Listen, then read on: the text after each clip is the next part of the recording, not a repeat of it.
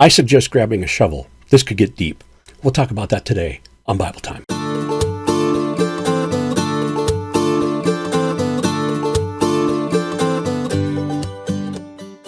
Hello again, everyone. Thank you for joining me for Bible Time. Okay, so I got a question for you today. 7 days or millions or billions of years? How long was the earth created? I'm not going to give you the answer because the fact is 3 words. I don't know. And no one does. You see, there are great arguments on both sides of this argument. But the thing is, why would we argue about this? What is the importance of the argument regarding this? Well, as human beings, we want to be right. We want to be a part of something that we know is right, that we know is true, that we know is good. And if we can say, I believe that God created the earth in 7 days, then that makes us feel good. But if we also say, I believe that God created in millions of years, then that makes us feel good too. So there's arguments on both sides, and there's great evidence for both. For example, if we ask a Hebrew scholar, what is a day in Genesis chapter 1? They will tell you that the word that is used is a 24-hour day. There's no doubt about it. But if we look at how things work now, could a planet be created in 1 day? No, it's not possible scientifically. But God could do it. I mean, God could snap his fingers and my life could be taken away from me just like that. Sure, God could create the world in a second if he wanted to. So it's not a question of if God can do it. The question is when and how long. But I want to ask you to think about the question, why did God do it? That's what's important. Why did God do it? But before we go there, let's look at this. Jesus said, I am the door. Okay? I am the gate. John chapter 10. When I look at a door, I know that I can go through that door. I don't look at it and say, oh, there's Jesus. I don't walk up to a gate and say, oh, there's Jesus. I see something that will allow me to go through an obstruction. And that's why he said he is the door. He is the gate. He's allowing us to go through an obstruction. We can't get to God unless we go through him. So that's why he said this. But he's not physically a door. So in our experience, we interpret what Jesus really said. So in our experience, we interpret a day as 24 hours. But I just said the Hebrews said that's what it is. But that's their interpretation of their experience.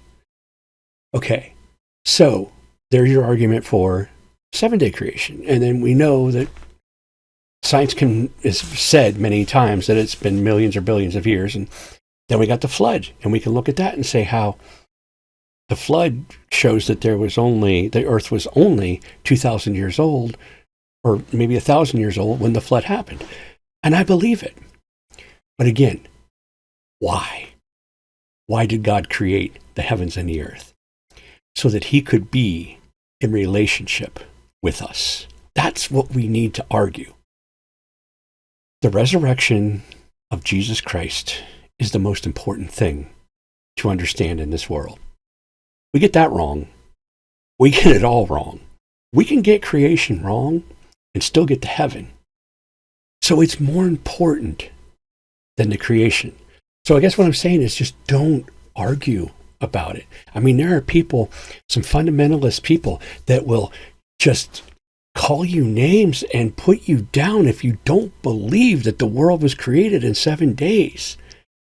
Why? What purpose does that serve you? It is okay to believe in a 7-day creation.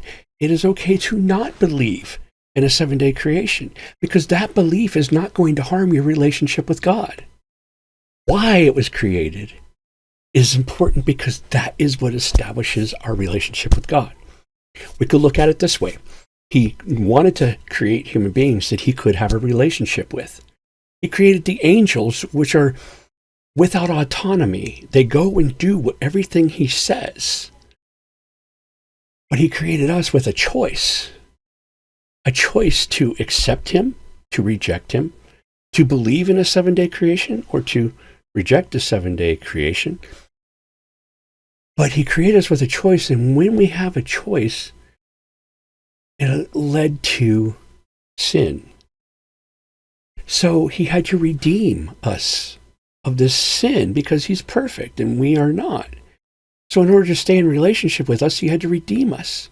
So he sent his son, and he needed a place for us to live until he brought his son forth so we could live with and understand his son, and then someday pass from this life and live with him for eternity. That's what's important. Not the argument of how or when, but the argument of why. Why the creation? So, how old is the world? I don't know.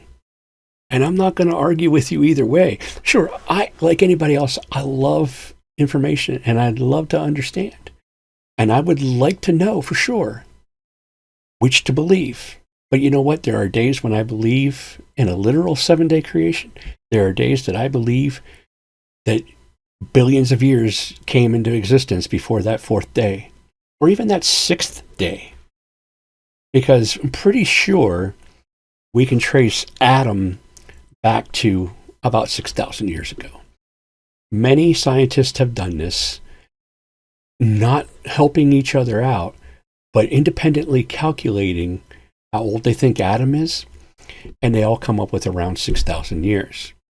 There was an archbishop, I don't remember where he was from, but he wrote a very famous letter, and it went to the president of Cambridge University at the time, and he said, I have calculated the date of Adam's birth to be October 5th, 4004 BC at 9 a.m. I'm sorry I can't be more precise than that. So yeah, sure, that's funny, but Newton and Kepler also calculated that time, and it was very close to what he said. So you can make more of an argument that humans have only existed for 6,000 years than you could make for the 7-day creation. But you know what? It's okay, whichever you believe. Certainly God can do it. But why would we argue about it? And if you really are looking for a resolution in your mind, here's what I tell you to do. God's desire is for a relationship with you. You seek him out, you ask him, and you ask him, and you ask him, and you ask him until you get an answer that you can live with. Because, why do I say that you can live with?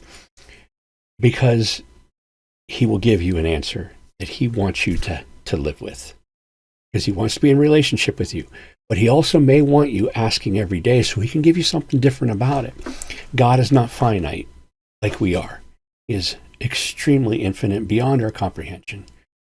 And just an amazing, wonderful being, and just what a joy to be able to know him. So take time to ask him what it is. But more importantly, make sure you understand the why. So you can be in a relationship with him.